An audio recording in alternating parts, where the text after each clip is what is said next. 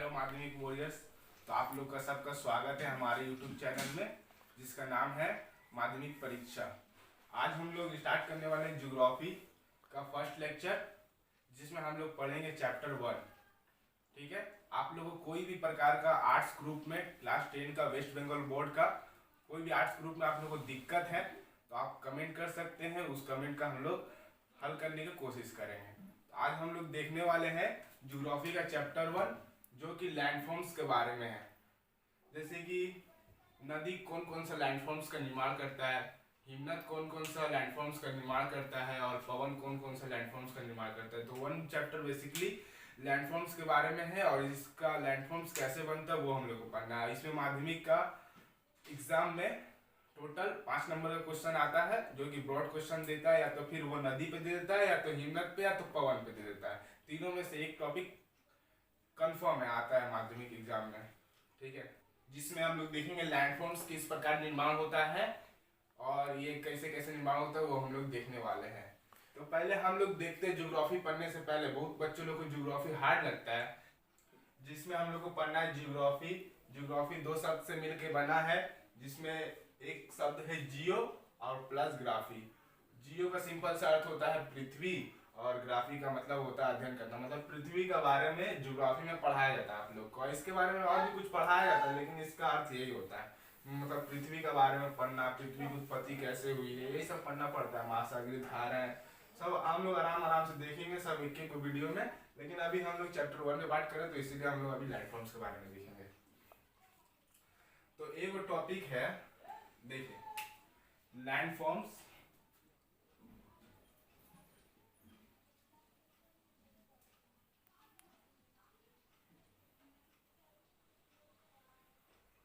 Landforms जो है एक शॉर्ट शब्द है, लेकिन इसको सब पूरा सब जो शब्द से लिया गया उसका नाम है पूरा land formation. Landforms land formation सबसे लिया गया है, लेकिन एग्जाम में इस सबसे क्वेश्चन नहीं पूछेगा, हम ऐसे ही बता देगा। लैंड फॉर्मेशन से लिया गया है। और लैंड फोर्स मतलब होता है स्थलाकृतियां, हिंदी में बोलता है स्थलाकृतियां। मतलब जैसे कि देखिए हम लोग के पृथ्वी में बहुत सारा पहाड़ पाया जाता है, पठार पाया जाता है। तो सब जो स्थलाकृतियां पाया जा रहा है, उस जो प्रोसेस से बना है पर्वत, पठार, कोई भी चीज, वो जो प्रोसेस होता है उसको बोलता है जियोमॉर्फिक प्रोसेस। देखिए लैंडफॉर्म्स जो होता है, जो प्रोसेस से बना है, उसको बोला था जियोमॉर्फिक प्रोसेस। या तो फिर ये प्रोसेस 2 प्रकार से हो सकता है, या तो फिर लैंडफॉर्म्स के ऊपर में होगा, या तो फिर लैंडफॉर्म्स के नीचे में होगा। तो जो लैंडफॉर्म्स के ऊपर में होगा, मान लीजिए लैंडफॉर्म्स मतलब स्थल है, हिंदी में बोला था स्थल, स्थल है। देखिए जो प्रोसेस है, मान लीजिए लैंडफॉर्म्स जो मान के पृथ्वी के ऊपर बन रहा है, ठीक है, ठीक है। तो इसको बोला जाता है एक्सोजेनेटिक प्रोसेस, जो ऊपर में होता है। और जो नीचे में होता है पृथ्वी का, मान लीजिए नीचे में कुछ भी पाया सकता है, ऐसे जाके ऐसे कुछ भी। तो जो ये प्रोसेस हुआ, तो ये जमीन के अंदर हुआ, और ये प्रोसेस जो वो जमीन के ऊपर हुआ। तो ये जो ऊपर हुआ इसको बोलते हैं एक्सोजेनेटिक प्रोसेस, और जो नीचे हुआ है उसको बोलता है इंडोजेनेटिक प्रोसेस। और हिंदी में इसको बोला जाता है बहिर्जात बल, बहिर्जात बल, ठीक है। और इसको बोलता है अंतर्जात बल, ठीक है। देख लीजिए, आपको इसका सिंपल सा कॉन्सेप्ट समझ में आया कि अगर ये स्थल है, अगर ये उसका ऊपर से कुछ प्रोसेस हो रहा है, जो ऊपर का पूरा अर्थ सरफेस का ऊपर का पूरा ढांचा बदल के रख दे रहा है, तो उसको बोलेगा बहिर्जात बल। और जैसे कि अगर कुछ ऐसा प्रोसेस हुआ जो जमीन के अंदर का ढांचा बदल के रख दिया, उसको बोलेगा अंतर्जात बल, ठीक है।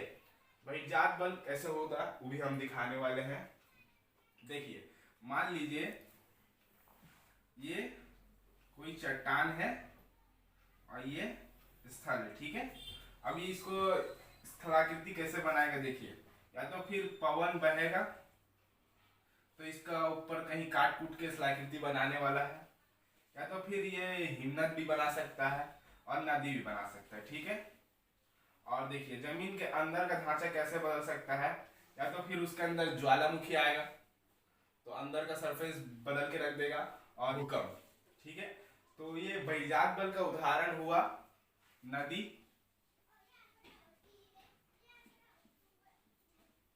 हिमनद,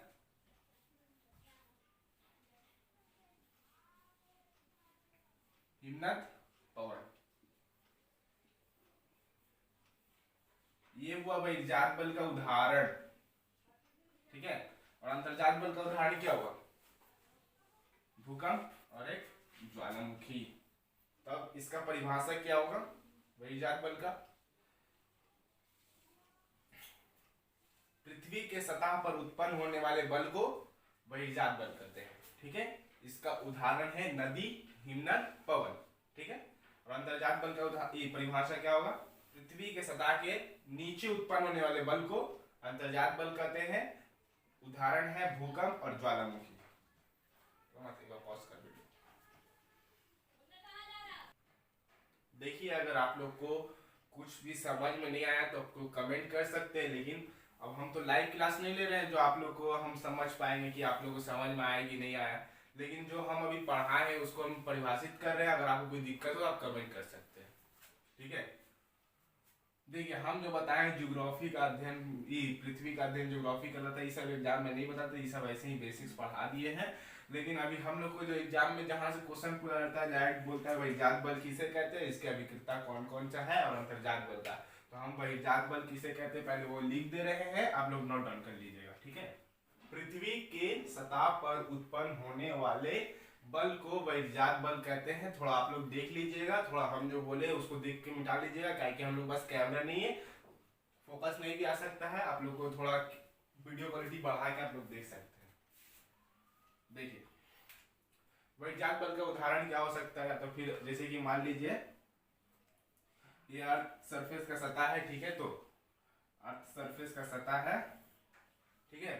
इसका ऊपर क्या होगा, जो ये ऊपर का स्थलाकृति बदलेगा, या तो फिर ये क्या बोलते हैं पवन इसको उठा के कुछ चट्टान को काट देगा जो स्थलाकृति का निर्माण होगा, या तो फिर नदी धरातल में बहता है, धरातल को भी काट कूट के परिवर्तन लाता है, नदी हो सकता है, हिमनद भी हो सकता है, ठीक है। तो इसका उदाहरण क्या होगा?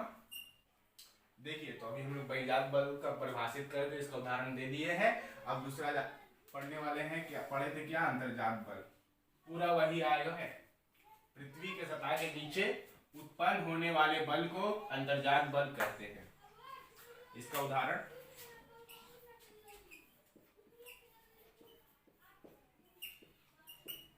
क्या होगा? बताए थे पहले, क्या होगा? भूकंप, एक ज्वालामुखी,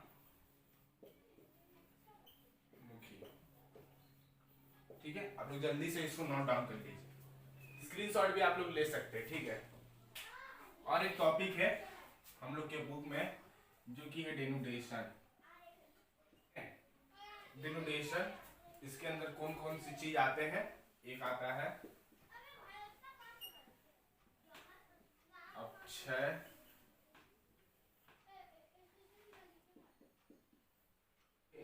डेनुडेशन के अंदर दो चीज आता है, अपक्षय और अपर्दन, ठीक है।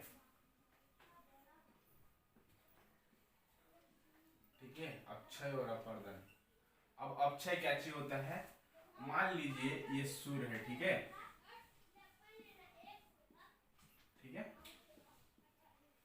यहाँ पे कोई एक स्थल है, यहाँ पे कोई सा गोल ऐसा चट्टान रखा हुआ है, ठीक है, चट्टान है। अब इस पे धूप पड़ेगा, ठीक है,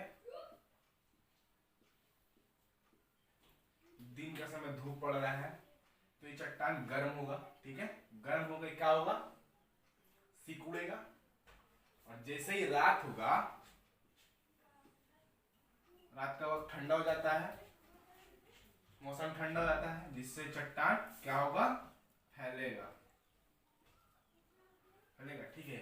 ये क्रिया बार बार होते रहता है चट्टान में, ठीक है, जिससे चट्टान कमजोर हो जाता है और अपने ही स्थान पे टूट जाता है, छोटा छोटा।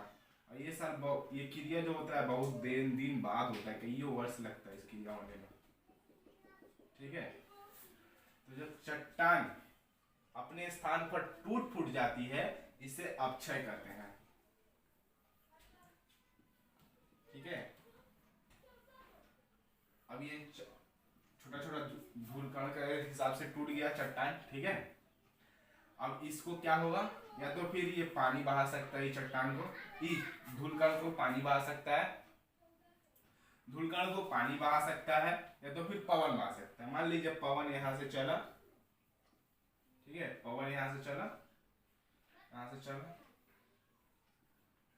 यहाँ पे आके इसको जमा कर दिया, ठीक है। चट्टान का जो टुकड़ा था यहाँ टूटा, और जब पवन चला तो इसको एक स्थान से दूसरे स्थान ले गया। तो ये जो एक स्थान से दूसरे स्थान गया जो ये धूलकण, उसी को बोला जाता है अपर्दन। अक्षय को कैसे लिखेंगे? अक्षय किसे कहते हैं? जब चट्टानें टूट फूट कर अपने स्थान पर बिखर जाती है, इसे अक्षय कहते हैं। और यही एक स्थान से दूसरे स्थान तक जाती है, उसे अपर्दन कहते हैं, ठीक है। अब आप लोगों को समझ में आया अक्षय और अपर्दन कैसे होता है, ठीक है ना। अब जो हम पढ़ाए उसको परिभाषित कर देते हैं, आप लोग स्क्रीनशॉट ले लीजिए, बाद में लिख लीजिएगा नोट पर, ठीक है। जब चट्टानें टूटकर एक स्थान पर बिखर जाती है, इसे अक्षय कहते हैं। जैसे कि यहाँ पे देखिए, सूर्य चट्टान को सुबह का टाइम गर्म कर रहा था, जिससे चट्टान सिकुड़ रहा था, और रात जैसे ही हुआ, मौसम ठंडा हुआ, चट्टान फैलने लगा। ये क्रिया बार बार होती रहती है, जिससे चट्टान टूट जाती है। तो वही बोला है, जब चट्टानें टूटकर एक स्थान पर बिखर जाती है, उसे अक्षय कहते हैं। और अपर्दन किसे कहते हैं? जब चट्टान के कण एक स्थान से दूसरे स्थान पर जाती है, इसे अपर्दन कहते हैं, ठीक है। आप लोग स्क्रीनशॉट ले लीजिए। अब देखिए, अब हम लोग को नदी पढ़ना है, नदी के कार्य, नदी के मार्ग, और नदी कौन कौन सी स्थलाकृतियां बनाती है, वो सब पढ़ना है, ठीक है। पहले नदी के बात करने से पहले ये जान लेते हैं नदी होता क्या चीज है। नदी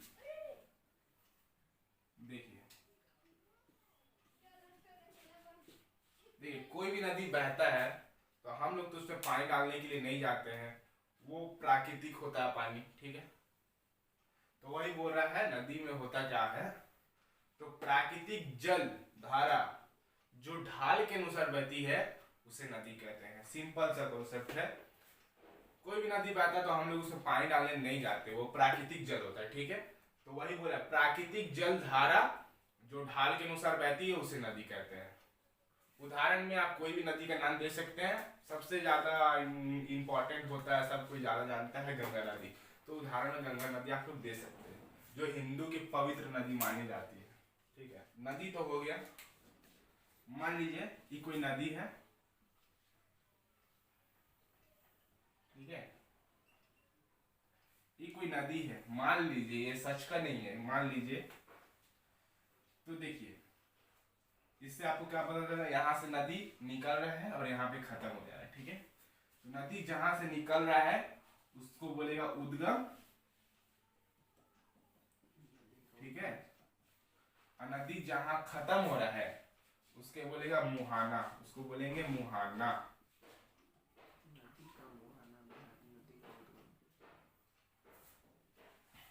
तो ये हो गया नदी का उद्गम और नदी का मुहाना, ठीक है। तो उद्गम क्या होगा, जहां से नदी का जन्म होता है उसे उद्गम कहते हैं। जहां नदी अपनी यात्रा समाप्त करती है उसे मुहाना कहते हैं, ठीक है। अब देखिए, कोई बड़ा नदी सा बह रहा था, ठीक है, ये आके कहीं से भी आके छोटा नदी यहाँ पे मिल गया ये स्थान पर। तो ये जो नदी, छोटा नदी है, इसको बोलेंगे सहायक नदी,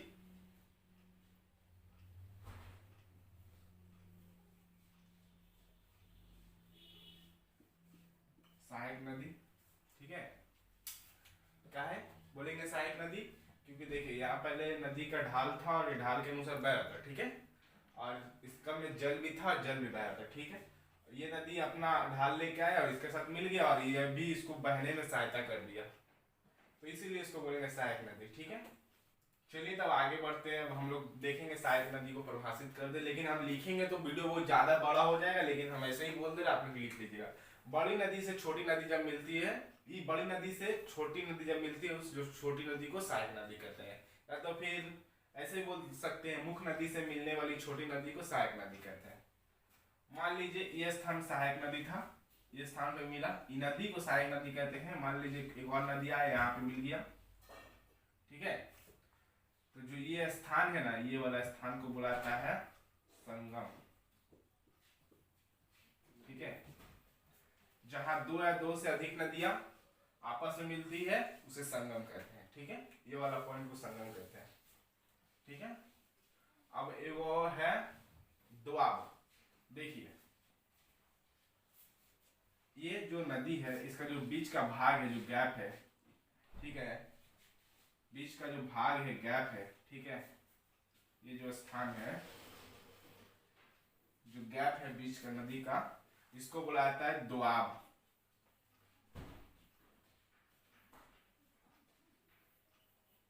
ठीक है। अरे वो आता है सदावनी नदी।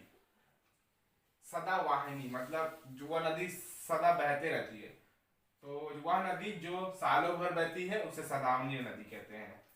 और सदावनी नदी का वो खास बात है, वो हिमालय से निकलेगा, हिमालय के पर्वतीय क्षेत्र से निकलती है, जिससे उन्हें वर्ष भर हिमालय का जल मिलता रहता है, पिघला हुआ जल मिलता रहता है, जिससे लिए वो नदी सदावनी है।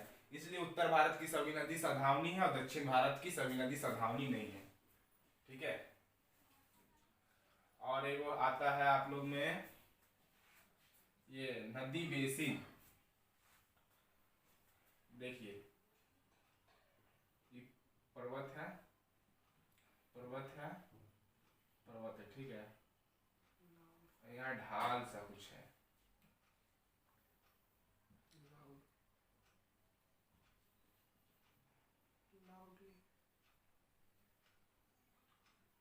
ठीक है। मान लीजिए यहाँ से कोई नदी निकला, यहाँ से कोई नदी निकला, यहाँ से कोई नदी निकला, देखिए यहाँ नदी का ढाल कम हो गया है और यहाँ नदी लुप्त हो रहा है। तो ठीक है, यहाँ पे नदी लुप्त हो रहा है, ये जो स्थान है ना, इसी को बोला जाता है ये नदी बेसिन।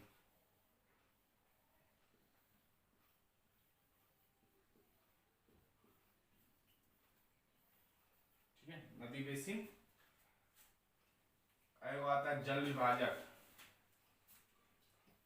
ये नदी है, इसमें वो कठोर चट्टान पाया गया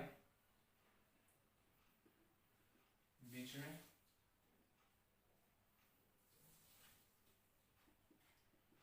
तो देखिए अब नदी इसका ऊपर से थोड़ी जाएगा, अब नदी तो यहाँ से दो भाग में बढ़ जाएगा, ठीक है ना। तो नदी दो भाग में बढ़ जाएगा, तो ये जो कठोर चट्टान है ना, इसे बोला है जल विभाजक।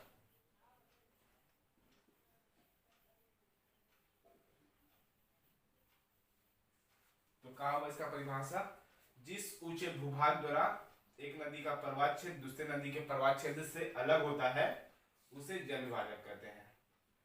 ठीक है, बस इतना ही है। और इसमें इंपॉर्टेंट जो है वो है नदी बेसिन, जल विभाजक, और एक नदी आपका 5 चैप्टर में काम देगा, लेकिन इंपॉर्टेंट नहीं है ज्यादा, और दोआब, बस। तो देखिए हम लोग नदी के बारे में पढ़ चुके हैं, नदी क्या होता है, और नदी से संबंधित जो परिभाषा एग्जाम में पूछा जाता है और जो इम्पोर्टेंट है आप लोग को समझने के लिए, वो हम लोग पढ़ चुके हैं। ठीक है, अब हम लोग देखेंगे नदी को कितने भागों में बांटा गया है और नदी कौन कौन सा कार्य करती है धरातल पर, जिससे स्थलाकृति का निर्माण होता है। उसके बाद हिमनद देखना है, उसके बाद पवन देखना। ठीक है, पहले हम लोग एक एक करके देखेंगे। पहले देखेंगे नदी, उसके बाद देखेंगे ये क्या हिमनद, उसके बाद पवन। ठीक है, अभी हम लोग नदी के बारे में बात करेंगे। ठीक है, मान लीजिए ये कोई पर्वत था, ठीक है, नदी को 3 भागों में बांटा गया है और इन्हें मानव जीवन की 3 अवस्था से जोड़ा गया है। और इसको बांटने का, नदी को 3 भाग में बांटने का काम कौन किया है? WM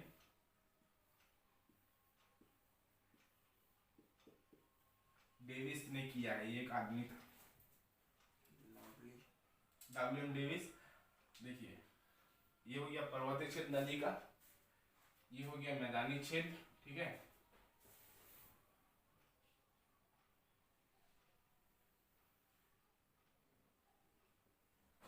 ठीक है, ये हो गया पर्वतीय क्षेत्र,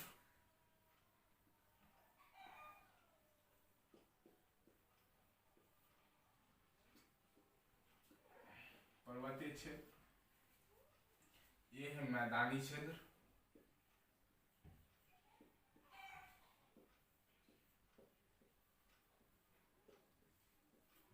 मैदानी क्षेत्र, ये है डेल्टा अवस्था,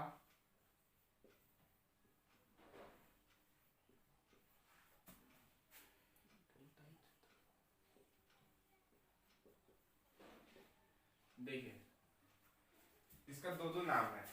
इसको पर्वतीय क्षेत्र भी बोला जाता है या तो फिर युवावस्था भी बोला जाता है।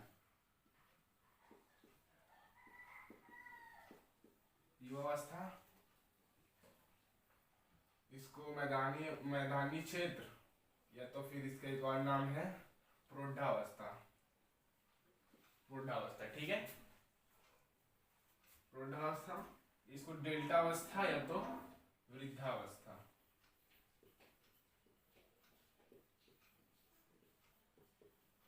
देखिए नदी का मार्ग है ये, ठीक है।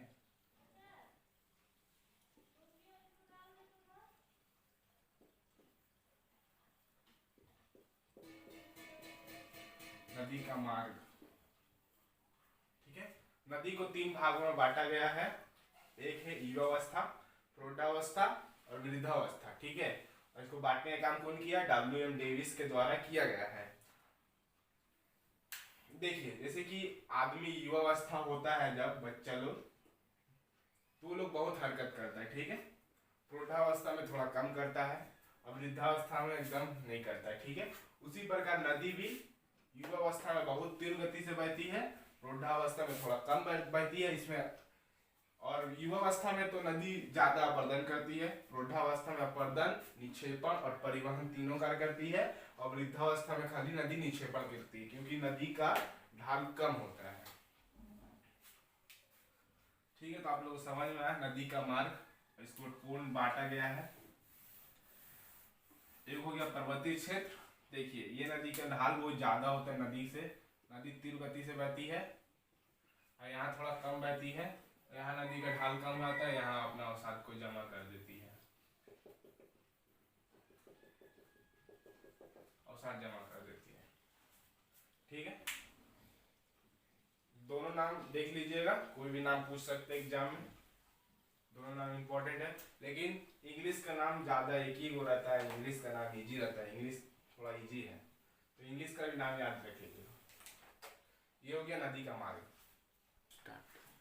अब हम लोग देखेंगे कि नदी पर्वतीय क्षेत्र में कौन कौन सा शिलाकृतियां बनाती है, मैदानी क्षेत्र में कौन कौन सा शिलाकृति बनाती है, और डेल्टाई क्षेत्र में कौन कौन सा शिलाकृतियां बनाती है, ठीक है। हम लोग एक एक को करके देखेंगे। पहले इसको देखने से पहले हम लोग ये वो चीज पढ़ेंगे, नदी के कार्य का चीज होता है उसको पढ़ेंगे, तब इसके बाद शिलाकृति आप लोग को समझ में आएगा, ठीक है। तो भी हम इसको मिटा देते हैं। मान लीजिए ये वो नदी है, ठीक है।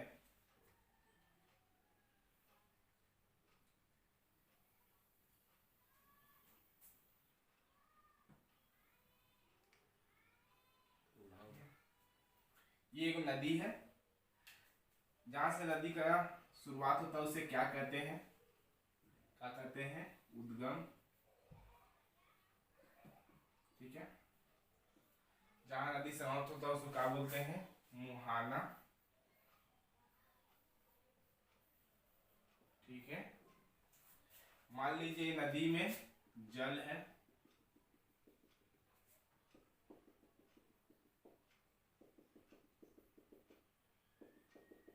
ठीक है। मान लीजिए नदी ऐसा होता नहीं है। देखिए नदी का ढाल ज्यादा है, नदी का क्या चीज है? ढाल क्या चीज है? ज्यादा है। तो नदी जब बहेगा तो इस साइड काटेगा अपना तली को, तली जो नीचे में है, जो नीचे है ये नदी है, अब बीच का जो नीचे वाला जो भाग होता है वो तली है, ठीक है। तली है, एक तट है, एक क्या चीज है? तली, ठीक है। तो ये छोटा छोटा अवसाद काटा है, ठीक है। सब जगह काटेगा, जहां तक नदी बहेगा सब जगह काटेगा, थोड़ा छोटा छोटा छोटा छोटा काटेगा, ठीक है। तो ये जो नदी जो अवसाद काट रहा है ना, इसी को बोले अपक्षरण।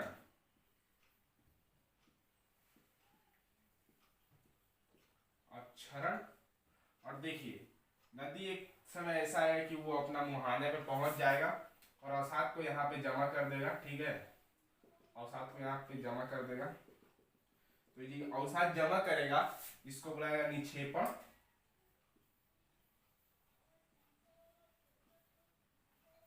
निक्षेपण, ठीक है। और जो नदी जो यहाँ से उद्गम से मोहाना तक जो लेके गया अवसाद को, जो ये प्रोसेस है, उसी को बोला जाता है क्या चीज? परिवहन।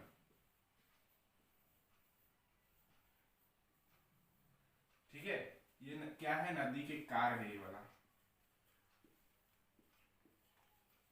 नदी के कार्य। ठीक है, तो देखिए अपक्षरण क्या है? जब नदी अपनी तली व तट को काटते हुए प्रभावित होती है, इसे अपक्षरण कहते हैं। और परिवहन क्या होगा?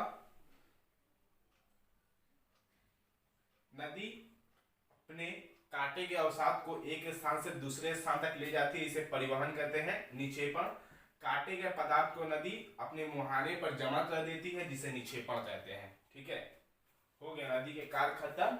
अब हम लोग देखेंगे आदि पर्वतीय क्षेत्र में कौन कौन सी शिलाकृतियां बना रही है और क्या क्या शिलाकृतियां बनाती है, और कौन से एग्जाम में आते हैं, और कितना मार्क्स का आता है एग्जाम में, वो भी बता देंगे। फिर देखिए, तो हम लोग पहले बात करने वाले हैं क्या?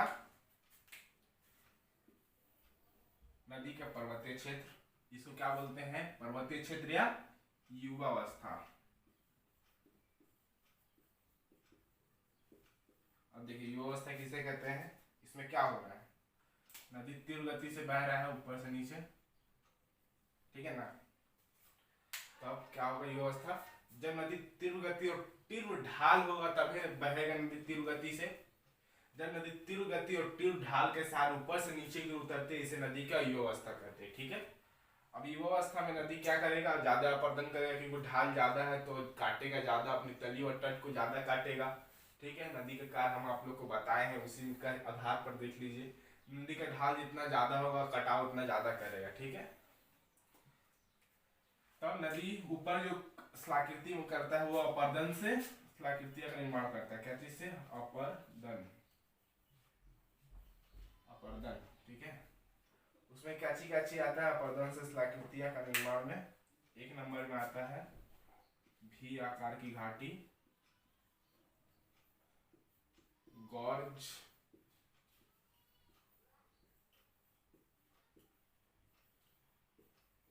कैनियन, जलप्रपात,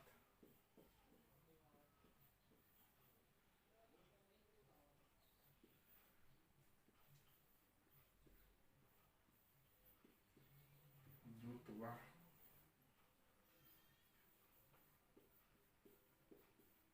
जलगर्तिका। ठीक है, एग्जाम में टोटल बोलता है 3 गो लिखने, और उसका ड्राइंग बोलता है लिखने। ठीक है, 5 मार्क्स का आता है। ठीक है, या तो फिर वो नदी का बोलेगा, या तो पवन का बोलेगा, तो हिमनद का बोलेगा। ये कंफर्म है, आप लोग नोट्स डाउन करके लिख लीजिए। ठीक है, पहले हम लोग देखेंगे भी आकार की घाटी। मान लीजिए पर्वत है, ऐसा था, नदी बहा, अपनी घाटी को गहरा ज्यादा कर दिया, और देखिए चौड़ा कम किया। देखिए चौड़ा करता तो ऐसा होता, चौड़ा ज्यादा करता तो ये जो घाटी है, जो घाटी देख रहे हैं वो ऐसा होता, लेकिन ये ऐसा है भी आकार का। तो क्या चीज किया है? नदी गहरा अधिक किया है, तब है ना, ज्यादा गहरा किया है तब ना ऐसा हुआ है, और चौड़ा कम किया है, तो क्या होगा इसका परिभाषा? तो देखिए इसका ड्राइंग ऐसे बनेगा। देखिए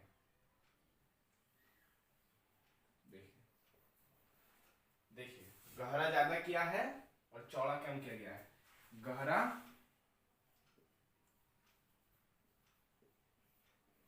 ज्यादा किया है, चौड़ा क्या किया है? कम किया है। तो देखिए जब नदी पर्वतीय क्षेत्र से ऊपर से नीचे की ओर उतरती है, तो अपनी घाटी को गहरा अधिक करती है और चौड़ा कम करती है, जिससे अंग्रेजी के वी आकार की घाटी का निर्माण होता है, जिसे वी आकार की घाटी कहते हैं। ठीक है, आप लोग को इसका उदाहरण आप लोग बुक से देख लीजिएगा, ठीक है। देखिए ये भी आकार की घाटी था, ठीक, तो ये भी आकार की घाटी था। भी आकार की घाटी अपर्दन और होगा तो ये और गहरा हो जाएगा, ठीक है। तो ये और गहरा हो गया तो इसी को बोलेगा गार्ज। देखिए तो ये गार्ज हो गया, भी आकार से गार्ज बन गया। और जब गार्ज और गहरा हो जाएगा इसी को बोला जाता है कैनियन।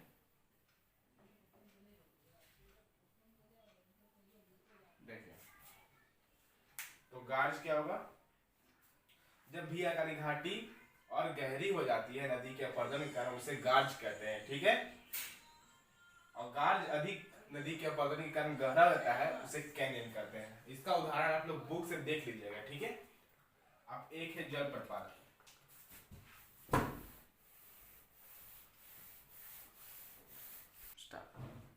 देखिए जब नदी पर्वतीय क्षेत्र से उतरता है ना तो दो प्रकार का चट्टान होता है, एक कोमल और एक कठोर। देखिए कोमल चट्टान और कठोर चट्टान दो स्थिति से पाया जा सकता है, या तो फिर वो लंबवत पाया जाएगा। मान लीजिए ये कठोर है, ये कोमल है, कठोर है, कोमल है, कठोर है, इस प्रकार पाया जाएगा। और इस प्रकार पाया तो इसको बोला जाता है क्षैतिक, क्षैतिक रूप से पाया जा रहा है। ये कौन रूप से पाया जा रहा है, क्षैतिक, मतलब ऐसे ऐसे एक परत के ऊपर एक परत चढ़ा हुआ है, इसको बोलता है क्षैतिक रूप। एक वो होता है लंबवत रूप। लंबवत रूप में बोलने का मतलब कठोर चट्टान देखिए ऐसा होगा, फिर कोमल चट्टान, कठोर चट्टान, कोमल, फिर कठोर, तो इसको बोला जाता है लंबवत रूप,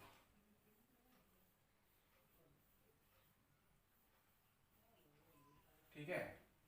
तो जलप्रपात में क्या होता है, जब नदी पर्वतीय क्षेत्र से उतरता है ना तो वो कैसा चट्टान पाया जाता है, क्षैतिक रूप से कठोर और कोमल चट्टान का पाया जाता है। तो नदी जो होती है ना, ठीक है, जो नदी होता है वो क्या करता है, कोमल चट्टान को काट पाता है और कठोर चट्टान को नहीं काट पाता है, ठीक है, थोड़ा थोड़ा काटता है कठोर को। तो देखिए कठोर वाला ऊपर रहेगा और कोमल अंदर ढक जाता है, ठीक है, समझ रहे हैं। तो देखिए जब नदी पर्वतीय क्षेत्र से ऊपर से नीचे को उतरती है तो उसके प्रवाह मार्ग में कठोर एवं कोमल चट्टानें क्षैतिक रूप से पाई जाती है, जिससे नदी कठोर चट्टान को अपरदित नहीं कर पाती है और कोमल चट्टान को अपरदित करती है, जिससे नदी का जल ऊपर से नीचे की ओर गिरता है, गिरता हुआ दिखाई पड़ता है, इसे जलप्रपात कहते हैं, ठीक है। देखिए तो देखिए इसका नीचे तो ऐसा स्थल था, अब ये जल गिरता रहा जिसके कारण ये देखिए इसमें अब घर्षण कारण ऐसा गड्ढा बन गया, देखिए।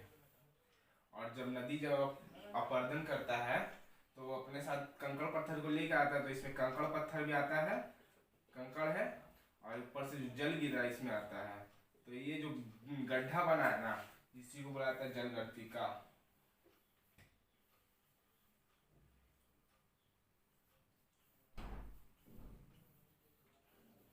जलगर्तिका, ठीक है। और एक होता है द्रुतवा। द्रुतवा क्या है, जब नदी पर्वतीय क्षेत्र से ऊपर से नीचे को उतरती है तो उसके प्रवाह मार्ग में कठोर एवं कोमल चट्टानें लंबवत रूप से पाई जाती है, मतलब ऐसे ऐसे पाया जाएगा, ठीक है। तो कठोर वाला भाग ऊपर रहेगा और ये कोमल ज्यादा नीचे रहेगा, ठीक है। फिर कोमल ज्यादा नीचे रहेगा, कठोर ऊपर रहेगा, फिर कठोर ऊपर रहेगा, कोमल नीचे रहेगा, ठीक है। तो नदी का जो जल है ना कठोर चट्टान से ऊपर चढ़कर फिर नीचे गिरेगा, इसी को द्रुतवा कहा जाता है, ठीक है। अगर आप लोग को इसका नोट्स चाहिए तो हम लोग को कमेंट करिए, हम लोग को ग्रुप में ऐड हो जाइए, व्हाट्सएप ग्रुप है उसमें आप लोग को नोट्स दे दिया जाएगा 1 चैप्टर का, ठीक है, पूरा ऑल चैप्टर का नोट्स प्रोवाइड कर दिया जाएगा आस्ते आस्ते करके। तो आज का क्लास को हम यहीं पे समाप्त करते हैं।